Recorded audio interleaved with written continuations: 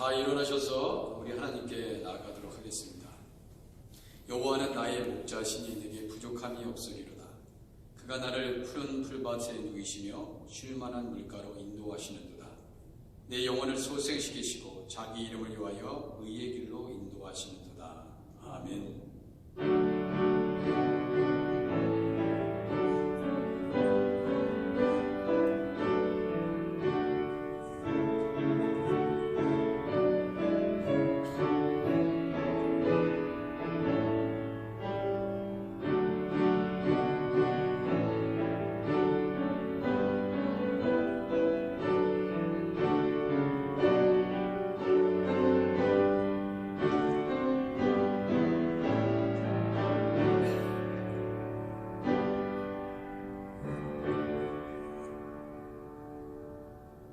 주님 가르쳐주신 기도로 기도하겠습니다.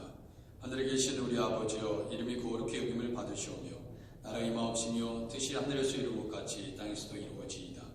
오늘날 우리에게 일용할 양식을 주옵시고 우리가 우리에게 죄진 자를 사해 준 것 같이 우리 죄를 사하여 주옵시고 우리를 시험에 들게 하지 마옵시고 다만 악에서 구하옵소서. 내게 나라와 권세와 영광이 아버지께 영원히 있사옵나이다. 아멘. 자리해 주시기 바랍니다.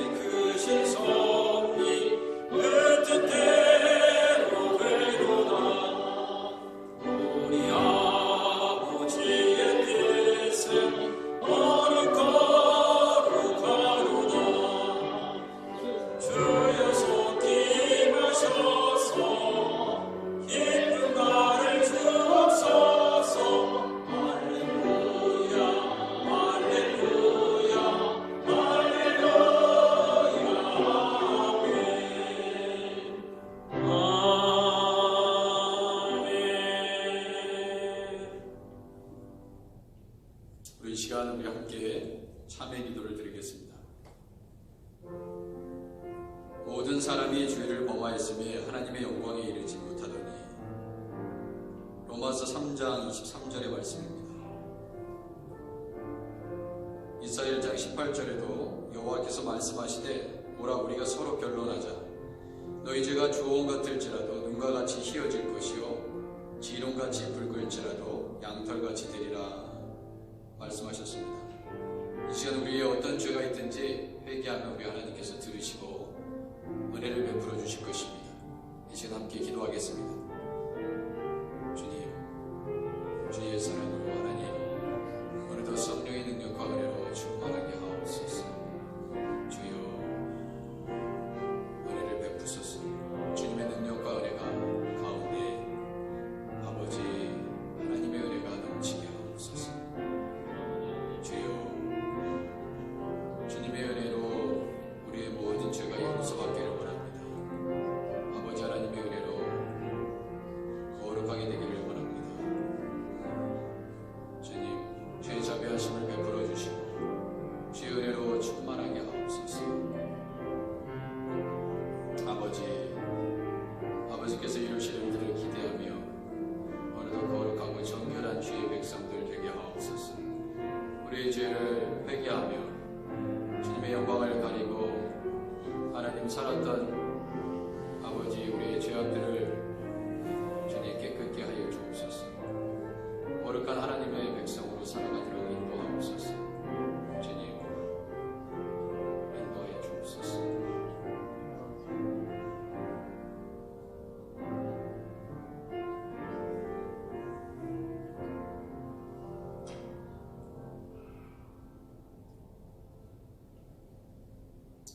하나님께서는 로마서 8장 말씀을 통해 하나님 앞에 통회하고 자복하는 우리 모두에게 말씀하십니다. 그러므로 이제 그리스도 예수 안에 있는 자에게는 결코 정죄함이 없나니 이는 그리스도 예수 안에 있는 생명의 성령의 법이 죄와 사망의 법에서 너를 해방하였습니다. 아멘. 시간 우리 함께 나 같은 죄인 살리신 함께 찬양하겠습니다.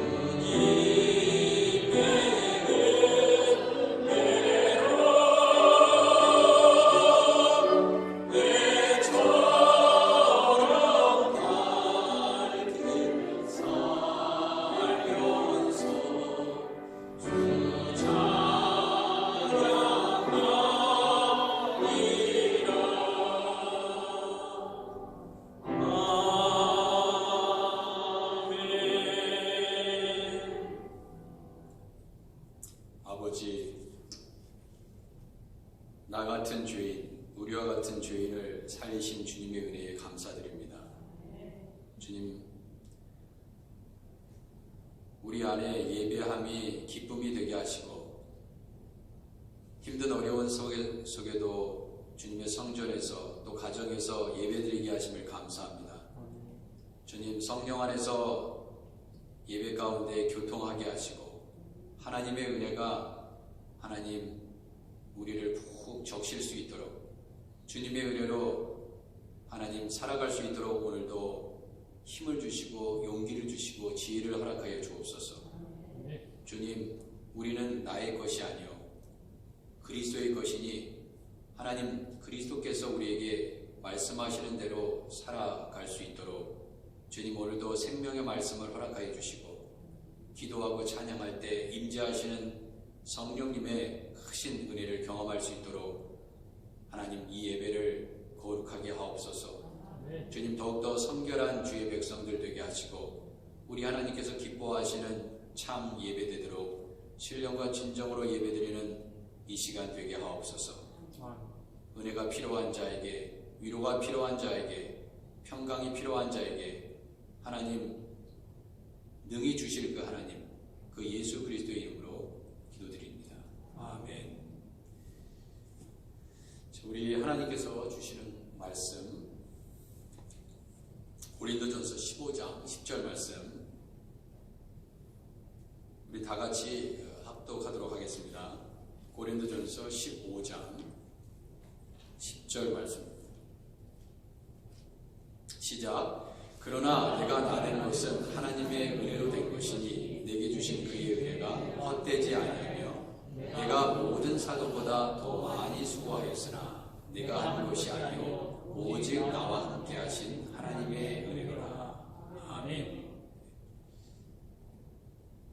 사도 바울이 이렇게 고백했던 것처럼 이런 거 저도 여러분 된 것, 우리가 된 것, 내가 나 된 것은 하나님의 은혜라 그렇게 고백하시죠. 바울은 서신서에서 어떠한 단어보다도 은혜라는 단어를 참 즐겨 사용했습니다. 그것은 그가 정말 말할 수 없는 은혜를 경험했기 때문에 그렇습니다. 그래서 바울은요, 내가 모든 사도보다 더 많이 수고했다. 본인 스스로도 사실 알았어요.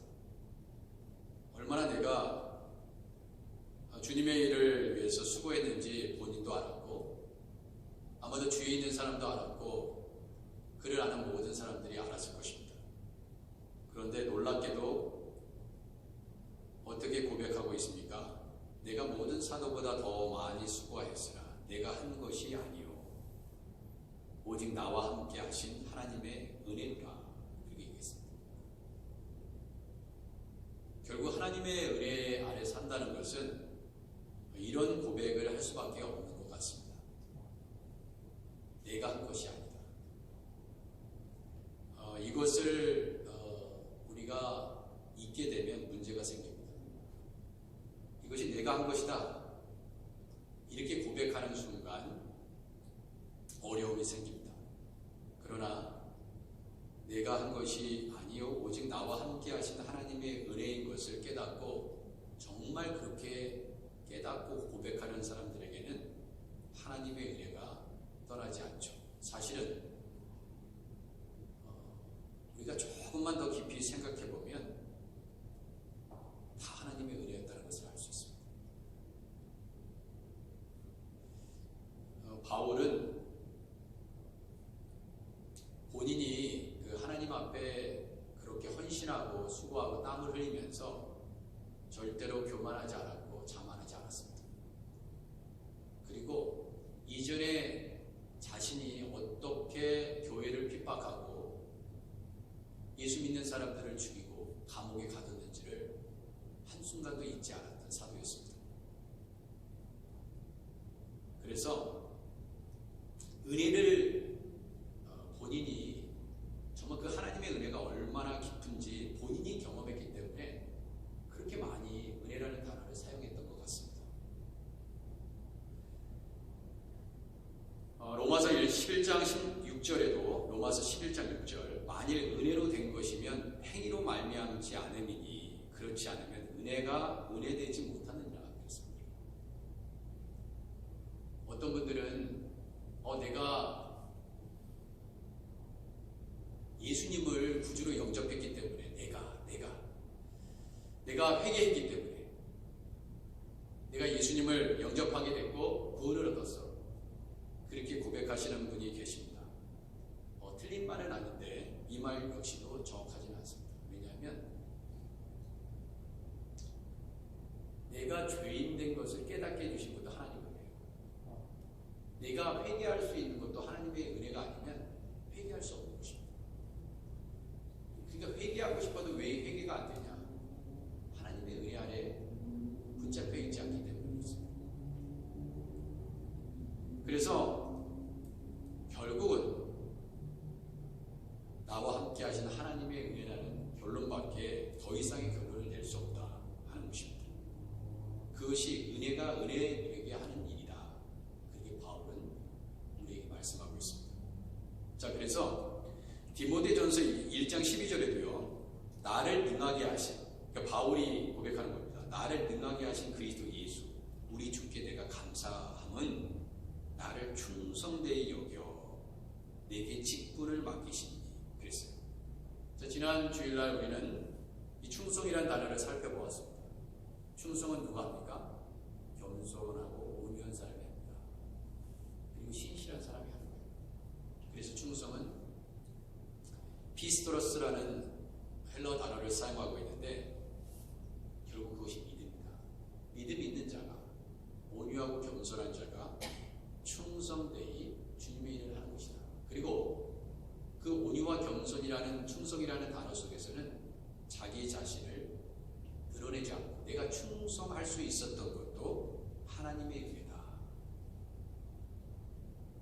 그러니까 진정으로 충성이라는 단어를 쓸 수 있는 사람은 어떤 사람이냐? 열심히 바울처럼 쓰임받고요. 이것은 내가 한 게 아니야. 다 하나님의 은혜였어. 그러니까 교만할 수가 없는 것입니다. 그리고 내게 직분을 맡기시니 그렇게 얘기했습니다. 여러분, 직분이 얼마나 소중합니까? 하나님이 주신 직분이라고 생각하면 소홀하지 않겠죠. 그런데 이 직분에 충성하는 것도 결국 하나님의 은혜가 아니고서는 불가능한 일이다 하는 것입니다. 바울은 잊지 않았습니다. 내가 전에는 비방자요 박해자요 폭행자였으나 도리어 궁유를 입은 것은 내가 믿지 아니할 때에 알지 못하고 행하였습니다. 그랬습니다. 자, 바울은요, 그 이전에 히브리식 이름만 가지고 있었던 사울, 그 사울은 하나님의 은혜를 경험하지 못했기 때문에, 하나님의 궁일하심을 알지 못했기 때문에, 그 체험이 없기 때문에, 하나님을 제대로 만나지 못했기 때문에 비방했다, 박해했다, 폭행했다, 그런 삶을 살았다는 거예요. 그런데 궁유를 입었다는 거예요. 그러니까 이 바울의 이 고백은 어떤 의미를 가지고 있냐면, 우리는 이 사울을 보면서 무슨 생각이 들었냐면, 야, 저 사람은 구원받을 수 있는 마지막 사람이 되어야 되는 사람이야. 그러니까 하나님의 은혜가 얼마나 높고 깊고 위대하냐면, 저 사람은 정말 구원받아서는 안 되는 악한 사람이야. 그런 사람 있잖아요. 그런 사람의 한 사람이에요. 사울이 그랬던 사람이에요. 근데 그 사람이 자기 자신을 생각해 볼 때도 그런 존재인데 그 은혜를 경험한 거예요. 정말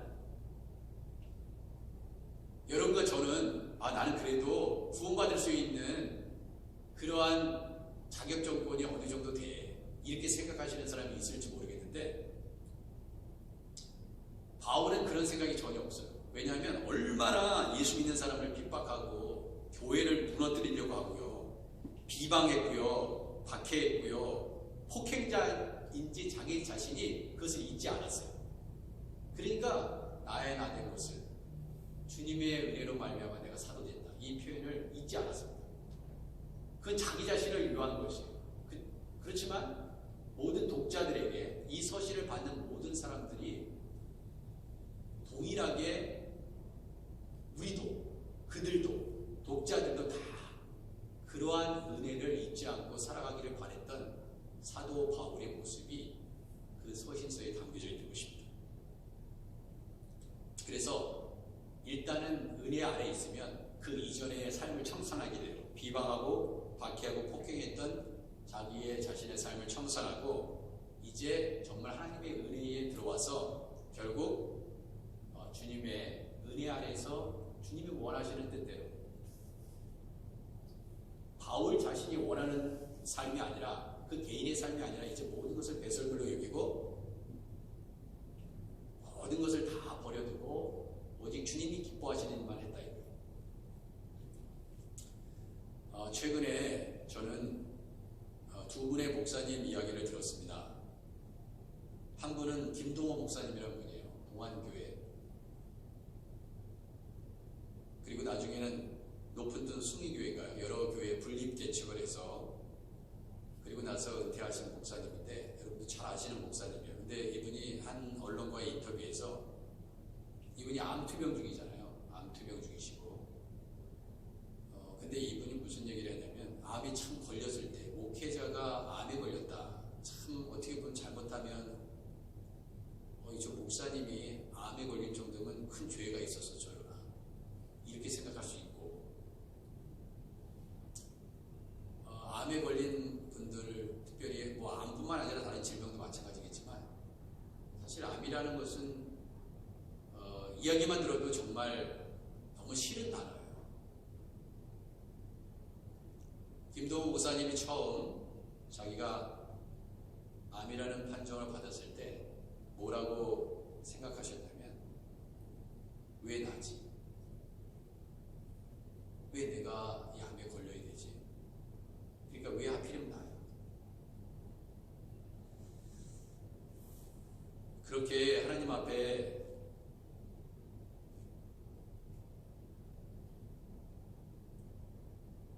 그렇게 말했더니 하나님이 뭐라고 깨달음을 주셨냐 하면, 왜 너는 안 되는데? 왜 너는 안 되는데? 여러분, 수많은 사람들이 암과 싸움을 하고 있습니다. 많은 사람들이 질병에 걸려서 죽기도 하고요, 고통당하고 있습니다. 왜 너는 안 되는데? 그런 답변이다.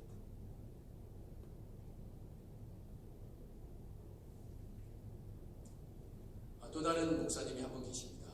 미국에서 아마 전 세계적으로도 마찬가지 모든 사람들한테 정말 존경받는 목사님이 계세요. 팀 켈러 목사님입니다. 참 글도 얼마나 그렇게 잘 쓰시는지 몰라요. 참 성령의 영감이 있는 글들을 많이 쓰십니다. 팀 켈러 목사님, 최자가. 그래서 얼마 전에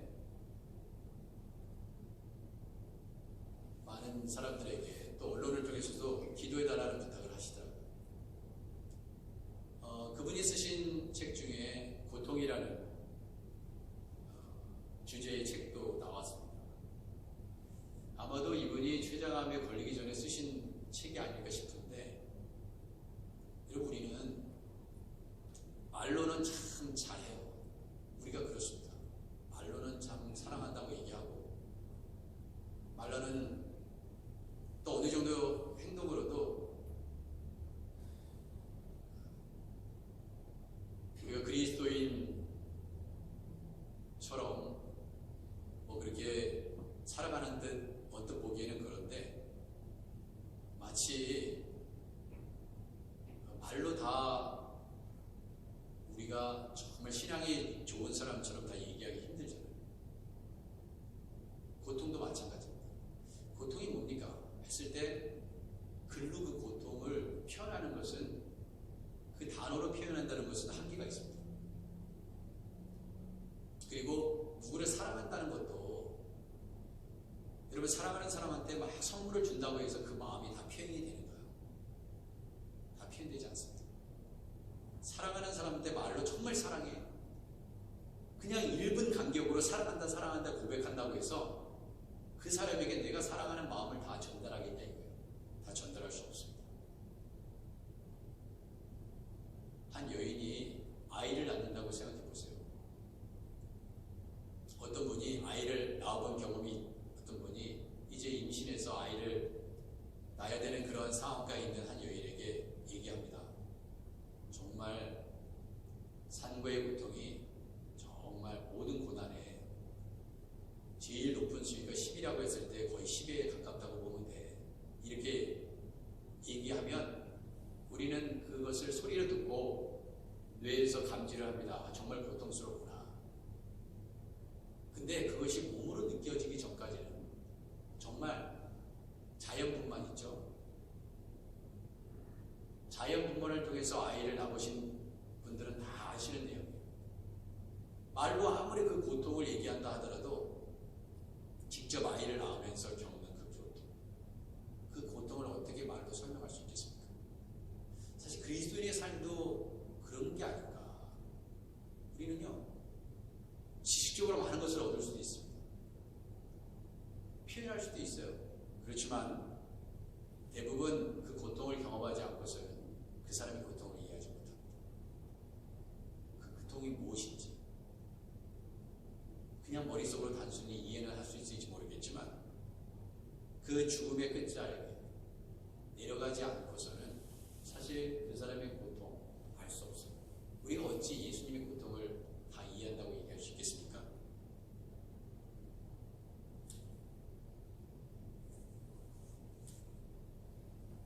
그리스도인으로 살아간다는 것, 하나님의 은혜로는요, 사실 불가능한 일입니다. 내 힘으로, 내 능력으로는 불가능한 일이죠. 그리고 세상의 가르침과 교회 안의 가르침, 성경의 가르침, 하나님의 말씀의 가르침은 너무나 다르다는 것을 알 수 있습니다. 그런데 우리가 신앙생활에서 가장 중요한 것이 그 하나님의 은혜예요. 절대로 하나님의 은혜를 우리가 잊어서는 절대로 안 되는데, 우리가 그 은혜를 때때로 망각하면서 살아갈 때가 있다 하는 것입니다. 자, 히브리서 12장 15절에 이런 말씀이 있어요. 너희는 하나님의 은혜에 이르지 못하는 자가 없도록 하고. 이게 참 중요한 거거든요. 잘못하면 하나님의 은혜에 이르지 못하는 자가 되기 때문에, 하나님의 은혜에 이르지 못하는 자가 없도록 해라 하는 것입니다. 항상 하나님은 은혜를 잊어서는 안 된다. 내가 이전에 받은 은혜도 잊지 말고, 지금 누리고 있던 은혜도 잊지 말고, 이제 앞으로 주님 주실 그 은혜도 결코 잊지 말아야 된다. 그런데 이스라엘 백성들은요, 그 하나님의 은혜를 너무나 많이 잊고 살았어요. 그것이 또한 우리의 모습이기도 합니다. 신명기 7장 10절에 보면요, 여호와께서 너희를 기뻐하시고 너희를 택하심은 너희가 다른 민족보다 수요가 많기 때문이 아니라 너희는 오히려 모든 민족 중에 가장 적으니라. 이것은 하나님의 생각과 세상의 생각이 얼마나 다르다는 것을 표현하는 아주 중요한 구절입니다. 이것은 굉장히 폭넓게 적용할 수 있어요. 여러분, 우리가 요새 인구조사 한다고 미국에서 그래요. 그래서 한인들도 많이 이 인구조사에 참여를 해야 된다. 그래야 주정부의 예산이라든지 이런 것을 편성을 할 때 이 인구 숫자에 비례해서 예산을 책정하고 편성한다. 그런 얘기를 그 광고 문구에 보면 그런 얘기를 많이 하잖아요. 결국 세상의 모든 일들은 수에 따라 결정이 됩니다. 수에 따라 결정이 돼요.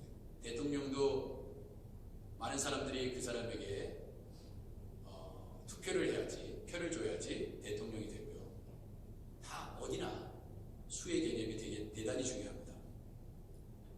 그런데 여호와 하나님께서 이스라엘 백성을 택하실 때는 그러한 숫자적인 개념이 아니었고, 오히려 모든 민족 중에 가장 그 숫자가 적었고, 그리고 연약한 민족이었기 때문에 하나님이 너희를 택했다, 이렇게 얘기하고 있습니다. 세상은 약한 자를 존중하지 않습니다. 그래서 힘을 키우려고 하고요, 많은 숫자를 동원하기도 합니다.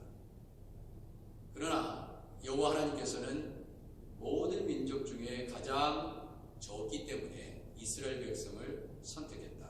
그래서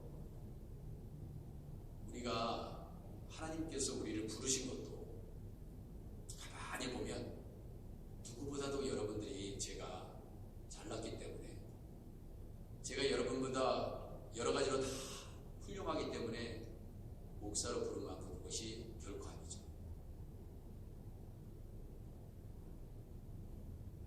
그리고 여러분이 갖고 있는 직분도 마찬가지입니다. 여러분이 정말 성경대로 성경을 펼쳐가면서 자기 자신을 이렇게 비춰보세요. 정말 그 성경에 비추어가지고 그 자격 조건이 되나? 아무도 없어요. 이 자리에 계신 모든 분들 아무도 없습니다.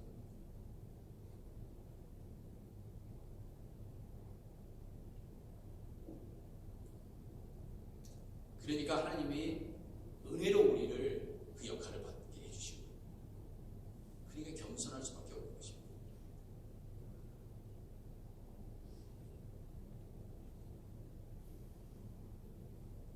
저 사람은 되고 이 사람은 안 되고. 지난번에도 제가 얘기한 적이 있나요? 저는 직분자를 뽑을 때가 제일 고통스러워요.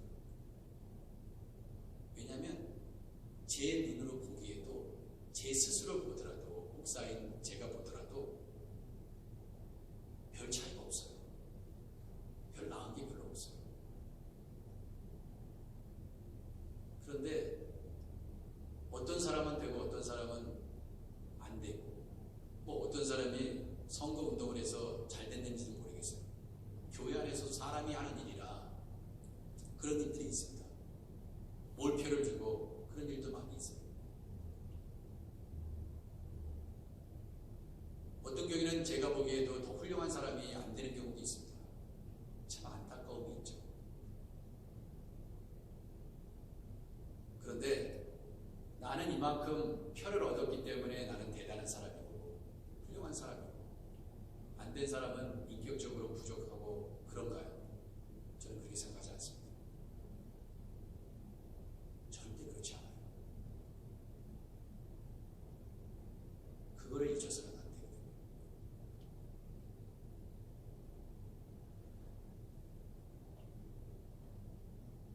하나님의 은혜예요. 하나님의 은혜로 하나님이 부르신 것입니다. 절대로 어떠한 다른 사람에 비해서 정말 훌륭하기 때문에 내가 그 자리에 있는 게 아니에요. 우리는 다 주인입니다. 하나님의 은혜로 구원받은 거예요. 하나님의 은혜였기 때문에 우리가 주님의 일을 하는 것입니다. 세상은요, 너는 할 수 있어. 너니까 한 거야. 네가 그렇게 충성하니까 그렇게 잘 되고 있는 거야, 교회가. 그러니까 네가 원하는 대로 해. 네가 가고 싶은 대로 해. 세상은요, 끊임없이 이렇게 얘기하는데 이것이 교회 안으로 들어오면 굉장히 위험해지는 것입니다. 세상은요, 네가 마음 가는 대로 해. 네가 그냥 생각하는 대로, 그게 자유야. 그냥 자유롭게 살아. 네가 원하는 대로, 느끼는 대로 살아. 그냥 미워하고 싶으면 계속해서 미워하고, 네가 어떤 사람을 사랑하고 싶으면 계속 사랑해. 그리고 언제든지 네가 버리고 싶은 사람은 버리고, 죽이고 싶은 사람은 죽이고, 네 마음대로 해라. 네가 원하는 대로 해라. 이렇게 세상은 가르쳐요. 그리고 그렇게 살고 있습니다. 그런데 성경은 그렇게 가르치냐? 절대 그렇게 가르치지 않아요. 하나님이 원하시는 대로 해요. 내가 너를 핏값으로 샀기 때문에 너는 너의 것이 아니야. 그리스도께서 네 안에 살고 계신다. 너는 그리스도의 것이야. 그러니까 그리스도께서 원하시는 그 뜻대로 살아야 돼요. 이것이 부르심이에요. 목사와 전도사와 권사와 장로와 집사가 중요한 게 아니에요. 어느 누구도 주님 앞에 자기 자랑을 내세울 사람은 아무도 없습니다. 자기의 의를 드러낼 사람은 아무도 없어요. 오직 그리스도의 의만을 자랑할 수밖에 없는 존재입니다. 그걸 잊어서는 안 돼요. 그래서 봉사하는 자들도 내가 더 열심히 했기 때문에 큰 소리 치는 순간 그 공력은요, 다 불태워져요. 충성이라는 게 뭐라고 말씀드렸습니까? 다 해놓고 마땅히 해야 될 바입니다. 내가 마땅히 해야 될 바를 한 것뿐입니다. 그거예요. 그거를 잊으면 그리스도의 종이 아닙니다. 그러므로 우리가 원하는 대로 살면 안 된다. 하나님이 원하시는 삶을 살아야 된다. 그것이 하나님의 은혜 아래 붙잡혀 살아가는 사람들의 고백이고, 실질적으로 그렇습니다. 절대로 자기 공로를 드러내지 않아요. 그런데 그 하나님의 은혜를 제대로 경험하지 못하는 사람들은 결국 자기의 의를 드러냅니다. 내가 이렇게 했어. 나니까 했어.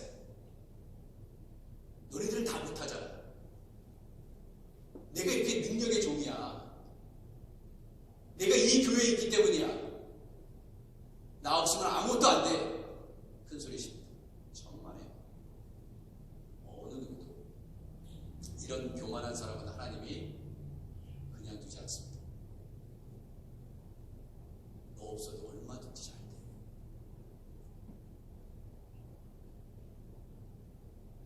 신명기 8장 17절에 보세요. 우리 하나님이요, 그 애굽에 430년 동안 종살이 하던 이스라엘 백성을 구원하잖아요. 그래서 가나안 땅에 들어갔습니다. 얼마나 풍족해요. 근데 어느 순간 하나님 잘 섬기겠습니다. 그 여호수아 마지막 들어갈 때, 가나안 입성할 때 그렇잖아요. 우리도 여호수아 당신이 얘기하신 것처럼 우리 여호와만 섬기겠다. 다짐할 것만 정작 들어가서는요 난리가 났습니다. 언제 그런 고백을 했나. 그러면서 결국 하나님께서 뭘 걱정하셨어요? 신명기 8장 14절에 내 마음이 교만하여 내 하나님 여호와를 잊어버릴까 염려하노라. 여호와 하나님을 잊는다는 것은 어떤 거냐면 여호와 하나님께서 베푸신 은혜를 까먹는다는 얘기예요. 여호와는 너를 애굽 땅 종되었던 집에서 이끌어내시고 그리고 이렇게 광야에서 인도했는데 그러나 네가 마음에 이르기를 내 능력과 내 손의 힘으로 내가 이 재물을 얻었다 말할 것이다. 근데 정말 이스라엘 백성들이 그렇게 해버린 거예요. 내 능력과 내 손의 힘으로 내가 이 재물을 얻었다 말할 것이다. 어떤 사람이 은혜 아래 살아가는 사람인가? 어떤 사람은 이렇게 얘기합니다. 내가 노력한 거는 99%고 1%는 하나님이 주신 일이야. 그냥 럭키였어. 그게 하나님의 블레싱이었어. 이렇게 얘기합니다. 내 노력이 99%. 내가 열심히 새벽같이 일어나서 열심히 공부해서 내가 좋은 대학 갔지. 내 노력이야.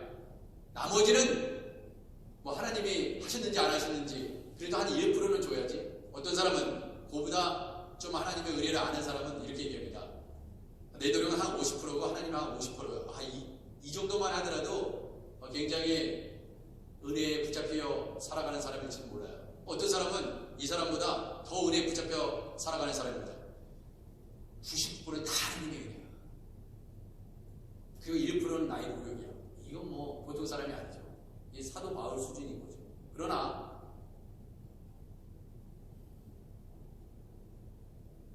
바울은 이랬던 사람인 것 같아요. 바울은 100% 모두 하나님의 은혜예요. 100% 하나님의 은혜예요. 100%가 완벽한 숫자면 100% 모든 게 하나님의 은혜야. 이렇게 고백했던 바울. 그걸 정확히 알았어요. 그럼 너무나 정확하게 표현했다.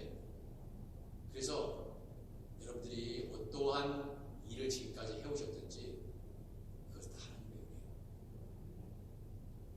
여러분이 다른 사람보다 놀라운 능력을 갖고 있었기 때문에 그런 것이 아닙니다. 하나님의 은혜가 없으면 우리는 숨조차 쉴 수 있는 존재가 아니에요.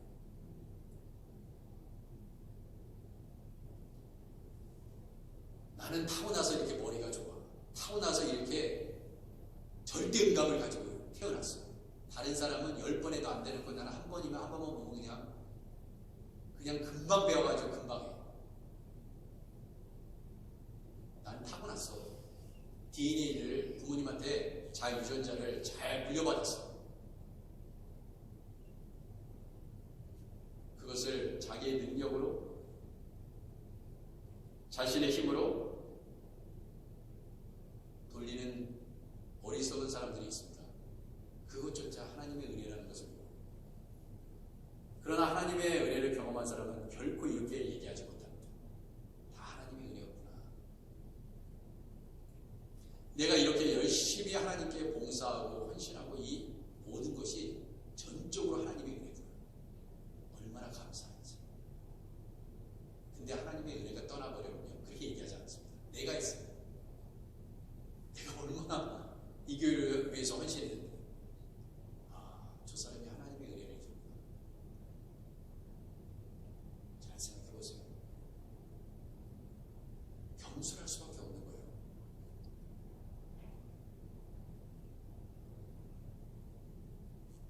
그래서 끊임없이 하나님은 이것을 염려했어요. 네가 하나님의 은혜에 있어야 되는데 하나님의 은혜를 잊어버리는 순간 죄를 짓게 됩니다. 왜? 자기 자신을 드러내는 것이군요. 자기 의를 드러내게 돼 있어요. 하나님의 은혜가 떠나면요, 자기 의를 드러냅니다. 그게 아주 가는 길이에요. 호세예요. 모든 사람이 그렇게 멸망합니다. 여러분과 저도 마찬가지예요. 그렇게 될 수 있어요. 지금까지 악한 자들이 그렇게 멸망한 것처럼 여러분과 저도 그렇게 될 수 있어요. 여전히 우리 육이 살아있는 한 똑같이 갑니다.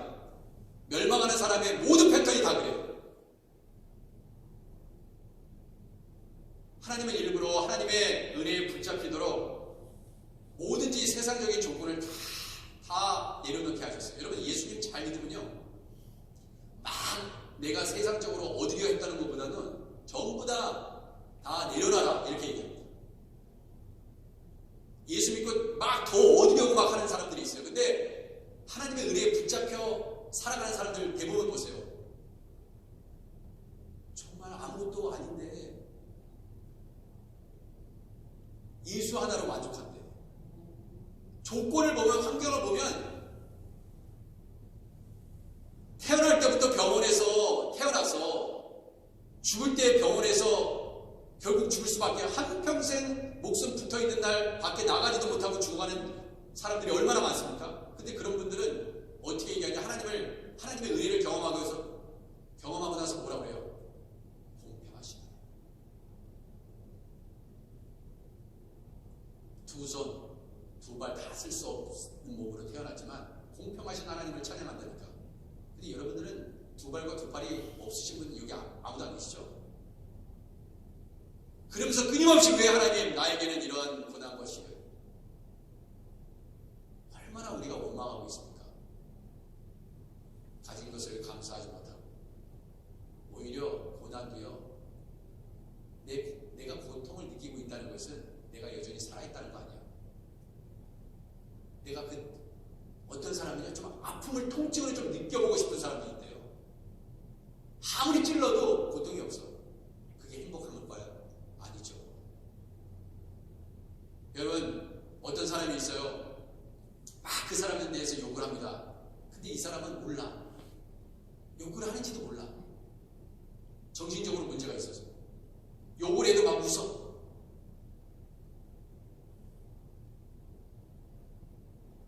여러분, 그렇게 살기를 원하세요? 그걸 행복이라고 얘기하지 않는 건, 야, 불쌍하다.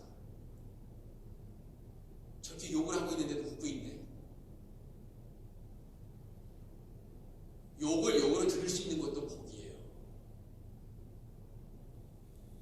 배고픔을 느껴서 정말 배고파 해서 무엇인가를 먹을 수 있는 것도 복이라고요. 배고파도 배고픔의 통증이 없어서, 고통이 없어서 못 먹고 죽는다니까요.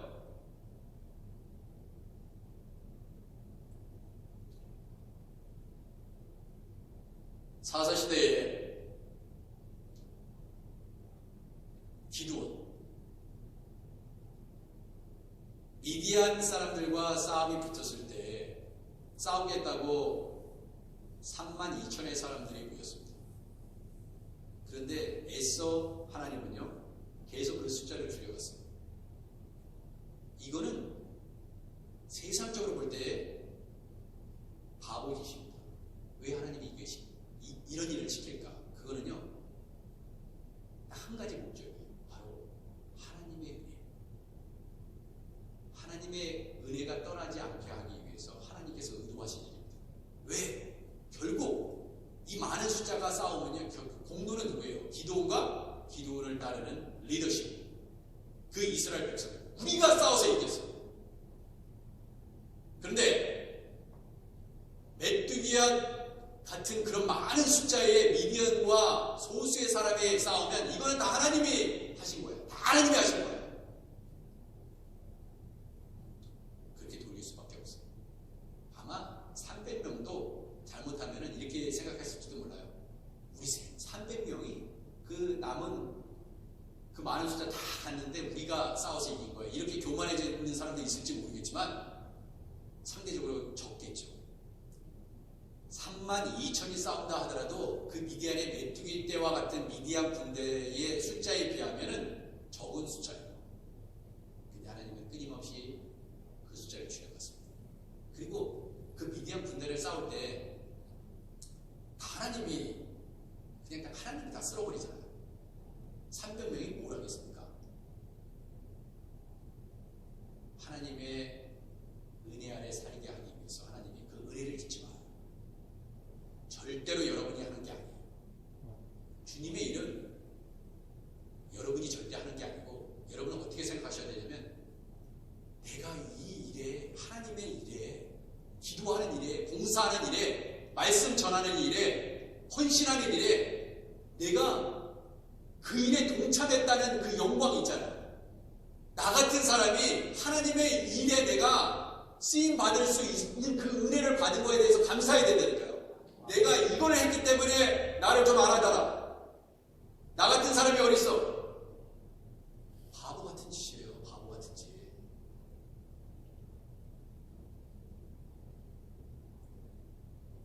사랑하는 성도 여러분, 하나님의 은혜를 정말 잘 가르쳐주는 본문이 있는데요. 그 본문이 베데스다 문입니다. 베데스다. 베데스다는 말은 은혜의 집이라는 뜻입니다. 그런데 베데스다는 은혜의 집이기 때문에 은혜가 참 많아야 되는데 정말 은혜가 없는 곳이에요. 참 역설적입니다. 왜 은혜가 없냐 설명해 드리도록 하겠습니다. 베데스다 못에는 천사가 가끔 내려오는 일이 있었습니다. 못에 내려와서요, 물을 움직이게 하는데 움직인 후에 먼저 들어가는 자는 어떤 병을 걸렸는지 낫게 됐습니다. 자, 그러면 중요한 것은 먼저 들어가는 자예요. 먼저 들어가서 나음을 입은 그 사람은 큰 하나님께 영광을 돌릴 수 있습니다. 그죠? 근데 그 나머지는 뭐예요? 그것도 가끔이 도대체 언제부터 언제까지가 가끔이에요? 1년에 몇 번? 그게 가끔인가? 하루에 몇 번? 그게 가끔인가? 저는 잘 모르겠습니다. 얼마나 가끔 천사가 베데스다 못으로 내려오는지 저는 몰라요. 중요한 것은 그 안에 많은 병자가 있었는데, 맹인과 다리 저는 사람, 여러분 맹인과 다리 저는 사람들이 어디가 연못인지 알고 어떻게 누워있고 앉아있다가 물속으로 들어갑니까? 다리 저는 사람이, 다리 멀쩡한 사람, 다른 병이 있는 사람은 더 빨리 뛰어 들어갈 수 있겠죠. 그리고 잠깐 가족 만나러 갔다고 생각해보세요. 화장실 갔다고 생각해보세요. 그 사이에 연못에, 못에, 베데스다에 천사가 내려왔네요. 저는 올림픽 경기 별로 안 좋아합니다. 잘 안 봐요. 그래서 제가 왜? 어떻게 쓰지 넘어지려고 비슷한 너름도 내가 이겨가지고 뭐 스포츠 정신 뭐 그런 거는 뭐 중요하겠죠, 나름대로. 근데 1등한 사람만 기억하는 거예요.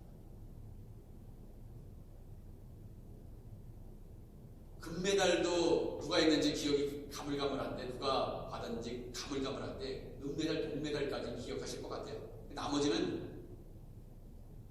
아무도 기억 못해요. 그러면 맹인과 다리 저는 사람, 혈기 많은 사람들, 다 그런 사람들이 누워서 다 병 낫기를 바라는데, 이쪽 베데스다는요 아수라장이에요. 정말 은혜가 없는 곳이에요. 싸움터예요. 전쟁터예요. 은혜가 없는 곳이에요. 저는 이 베데스다를 보면서 이곳이 세상이다. 세상의 병원은요, 일단은 출혈이 심하고 이제 숨이 막 넘어갈 것 같으면 그 사람부터 먼저 손을 봐주죠. 이물전식하고. 그죠? 근데 여기는 그것도 적용이 안 돼요. 이 베데스다라는 것은 적용이 안 돼요. 멀쩡한 사람이 더 빨리 들어가면 이기는 것입니다. 그리고 여러분 중풍병자 보세요. 이 중풍병자는 그래도 이 중풍병자를 지붕에 딱 올려가지고 침상을 내리달아가지고 예수님 앞에 내려놓습니다. 좋은 친구라도 있어. 이 사람이 재정적인 능력이 있어서 친구를 고용했는지는 모르겠어요. 그래도 이 사람 생각해가지고 그렇게 헌신하고 치료받았잖아요. 근데 이 중풍병자가 아니고 여기 38년 된 병자, 그죠? 38해 되는 병자라고 그랬어요. 그죠? 근데 무슨 병인지 잘 모르겠어요. 근데 이 사람은 있어요. 천사가 물을 흔들어 놨을 때 제일 먼저 갈 수 있도록 누가 옆에서 막 같이 뛰어주는 사람이 있어요? 없어요. 그리고 38년이 지났습니다. 언제부터 누워있는지 잘 모르겠습니다. 이 사람은 끊임없이 절망을 경험했을 것입니다. 세상에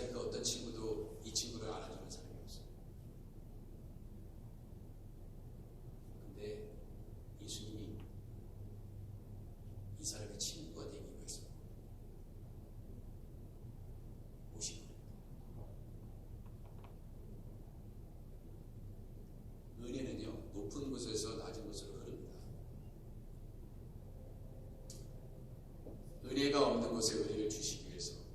은혜가 뭐예요? 여러분, 은혜가 뭡니까? 은혜는요, 예수 그리스도예요. 그분 자체가 은혜예요.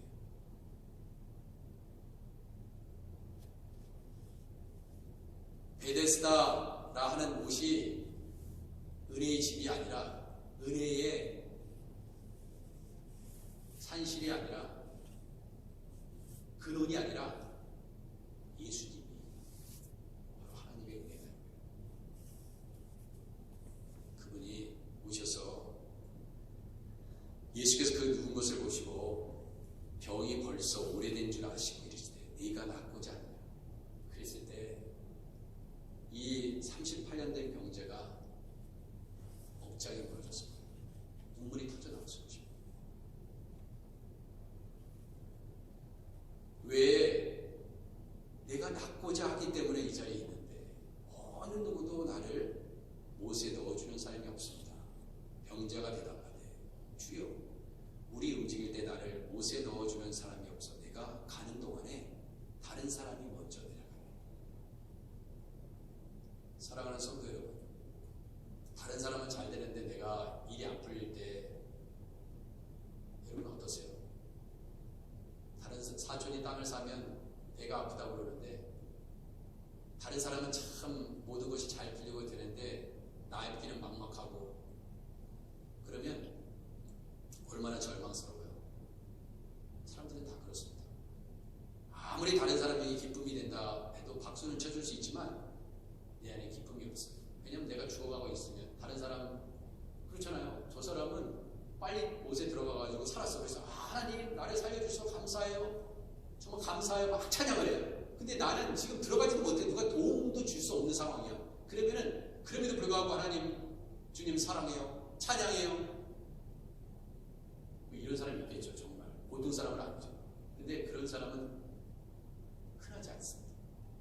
이 사람은 끊임없이 지금 바닥으로 내려가고 있는 거예요. 이러다가 자살을 시도할 수 있어요. 내 인생 내가 이렇게 사느니 내가 죽겠다. 그 마지막 순간에 예수님이 이 사람을 만나기 위해서 오신 것이 아닌가 이거예요. 여러분, 선물이라는 것은, 이 은혜라는 것은 선물인데요. 자, 여러분들을 그 선물을 주실 때 누구한테 줘요? 내가 사랑하는 사람, 내가 좋아하는 사람, 그래도 내가 조금이라도 생각하는 사람, 그런 사람을 주기도 하고 그런 사람한테 받기도 합니다. 그렇죠? 그런데 지금 이 사람은요, 그러한 세상적인 기준에 있는 선물이 아니에요. 근데 갑자기 백만장자가 거리를 지나가다가 거지를 봤어. 근데 이 사람은 무한대로 돈이 많은 사람이에요. 근데 이 사람이 이제 그 거지를 보면서 불쌍히 여기는 마음이 생겼어요. 그러니까 이 사람은 너무나 돈이 많은 사람이기 때문에 그 사람에게 이제 당신에게 차를 한 대 선물로 주고 내가 집 한 채를 사주겠다. 이 사람은 너무 부자이기 때문에 그거는 정말 하루 용돈에 비하면 될까요? 그 정도의 부자라고 한번 생각해 보세요. 그 은혜를 베풀었다고 해서 자신의 무슨 재정이 힘들어지고 그러지 않은 그런 부자였다고 생각해 보시라 이거예요. 그 사람을 돕기 위해서, 그 홈리스를 돕기 위해서 이 부자가 당신 파이낸스 지금 상태가 어떤 건지 IRS에서 세금 텍스 보고한 거 좀 가져오고 경제적인 상황을 다 조사한 다음에 그렇게 하지 않아요.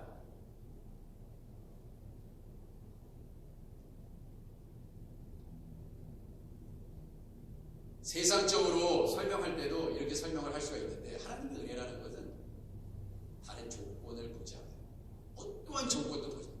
네가 어떻게 살았든지, 네가 여태까지 어떤 망나를 살았든지, 어떤 살인자를 살았든지, 어떻게 바울처럼, 그 바울은 그걸 아는 거예요. 내가 자기 자신이 어떤 사람인지, 죄인 중에 괴수라는 거예요. 하나님은요, 사울 같은 사람을 쓴다는 것을 보면서, 야, 하나님이 정말 죽어 마땅한 저 사울 같은 인간도 하나님의 종으로 부르시네? 그럼 여러분들은 뭐예요? 여러분 예수 믿기 전에 예수 믿는 사람 죽이고 감옥에 넣고 괴롭혔습니까? 저보다 그러지는 않았을지도 몰라요.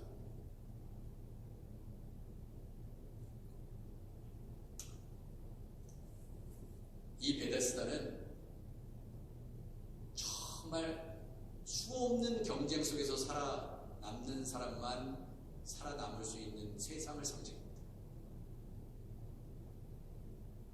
은혜가 없는 것이 하나님의 은혜. 그런데 하나님의 은혜는 뭐냐면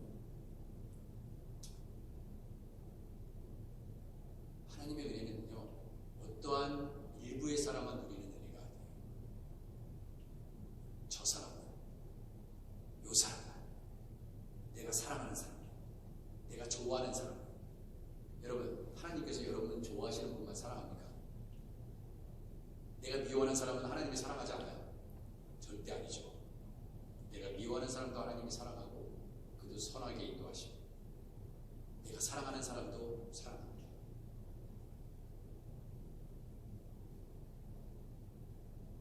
그래서 우리 예수님이 결국 이 병자, 38년 된 병자를 만나주시는 것은 어떠한 누구도 그에게 친구로 다가오지 않았고 어떠한 누구도 돌보지 않은 그 사람을 예수님이 어떻게 만나주셨는지를 보여주는 그런 사건이라고 우리가 이해할 수 있습니다. 자, 그래서 복음이라는 것은 모든 사람에게 복음이 돼요. 어떤 일부의 사람만 복음이 되면 안 됩니다. 그게 하나님의 은혜예요. 그래서 은혜의 복음이라고 얘기하는 거예요. 복음은 복음이지만 은혜의 복음이다.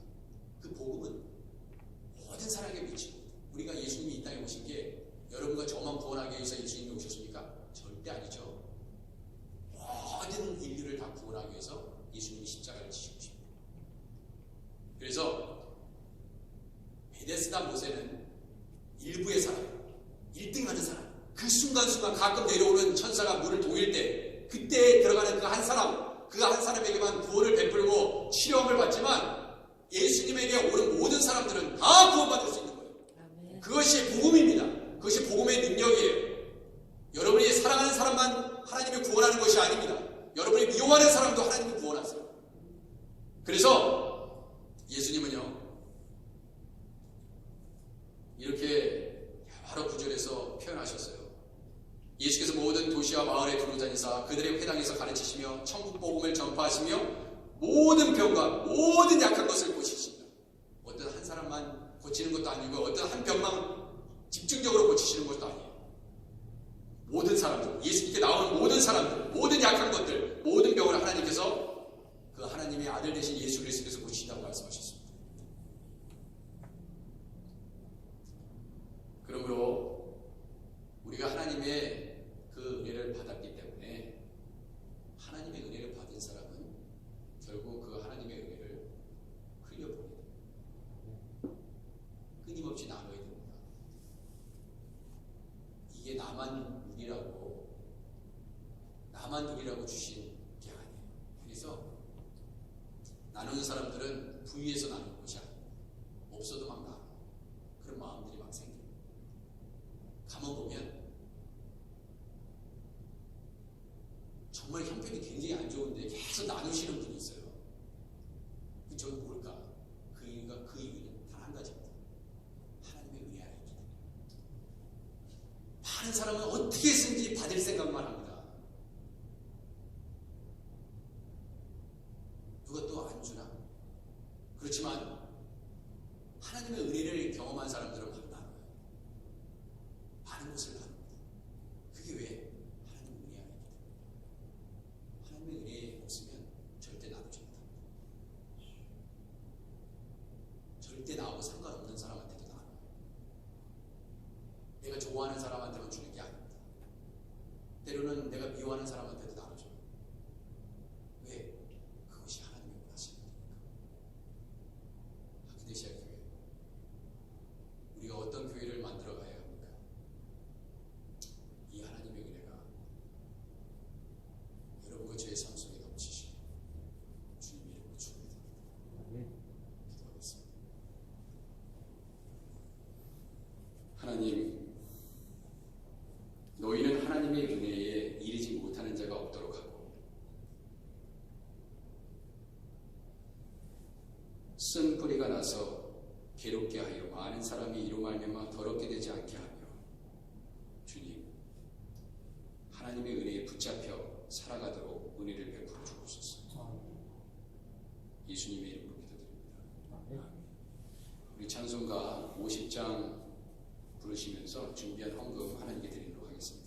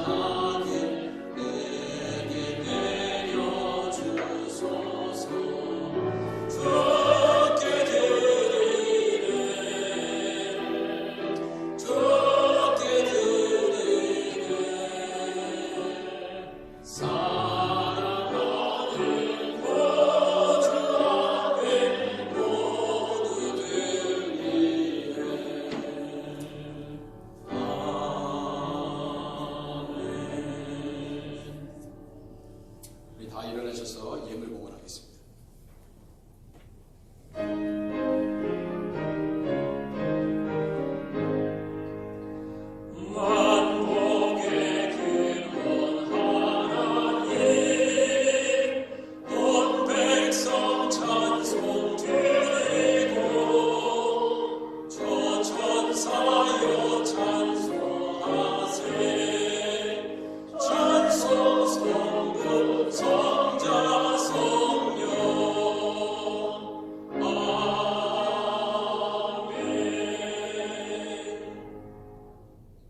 하나님, 베다스다 못에 얼마나 많은 병자들이 있었습니까?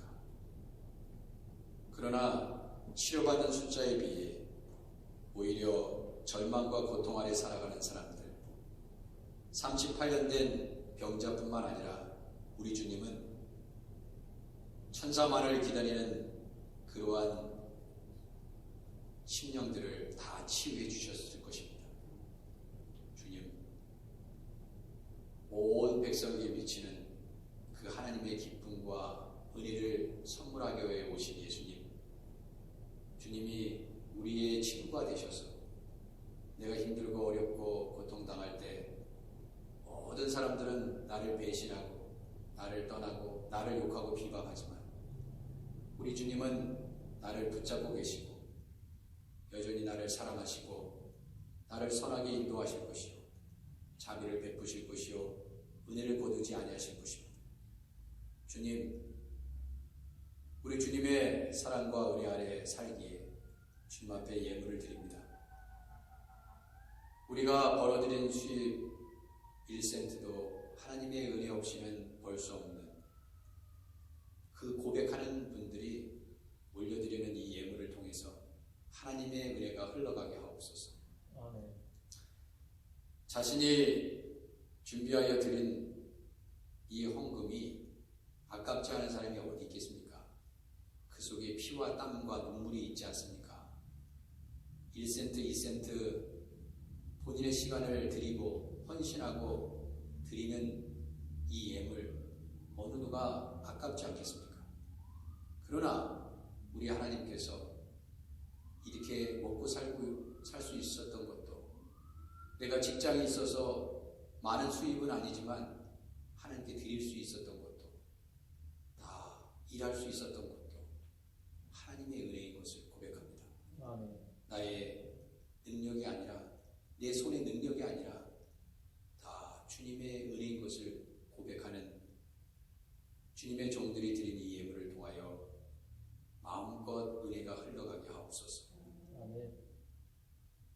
11조 감사 주일 선교 하나님, 주님의 귀한 은혜를 세상 가운데 나누는데 조금도 불편함이 없도록 하나님, 우리 교회에 꼭 필요한 아버지 은혜가 임하게 하옵소서. 예수님의 이름으로 기도드립니다. 아멘. 자리해 주시기 바랍니다. 네, 주보를 보시면요, 앞으로 지속적으로 광고는 드리겠습니다만, 가능하시면 뒤에 있는 예배 드리실 때 먼저 헌금함에 넣고 예배를 드리시면 도움이 될 것 같습니다. 특별히 두 번째 광고는 당회 및 위원회 연합 영성수련회, 우리 당회 장로님들과 위원회에 사역하시는 장로님들, 먼저 이분들이 하나님의 은혜에 붙잡혀 있어야 주님의 일을 할 수 있습니다.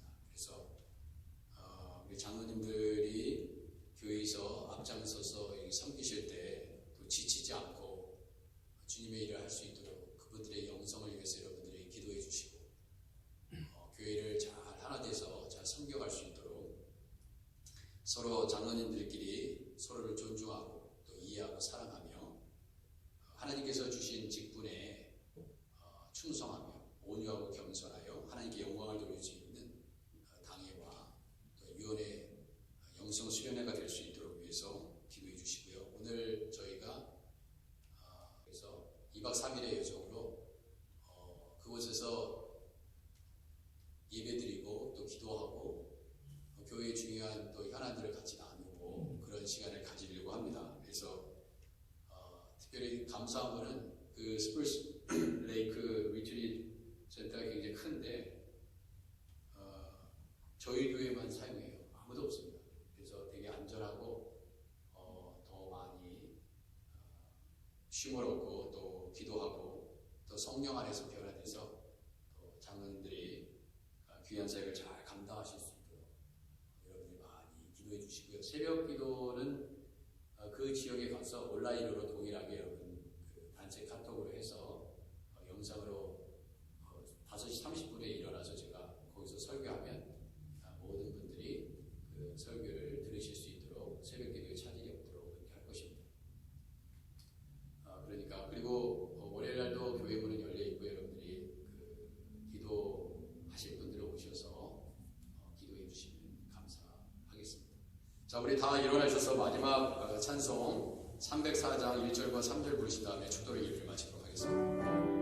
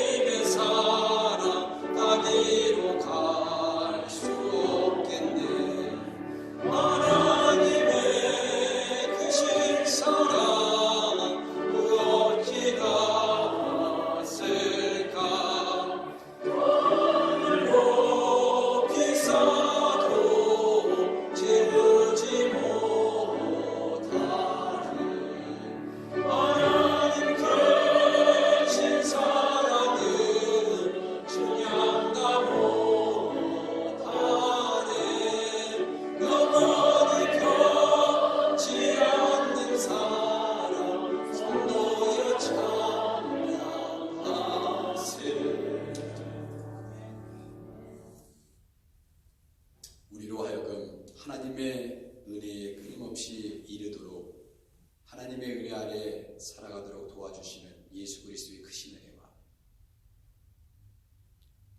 예수 그리스도 그분이 은혜인 것을 깨닫게 하시고 그 은혜를 살아갈 수 있도록 도와주시는 그 하나님의 깊고도 넓고도 높으신 아버지의 자비하심과 성령의 역사를 통하여 오늘도 끊임없이 하나님의 은혜를 흘려보내고 받은 바 은혜에 감사하며 끊임없이 하나님 앞에 겸손하고 온유하고 충성되이 주님의 은혜로 사역하고 헌신하고 예배하겠노라고 결단하고 이 자리를 떠나가는 사랑하는 종들 위해 이제부터 영까지 함께 계시기를 간절히 축원드리옵나이다. 아멘.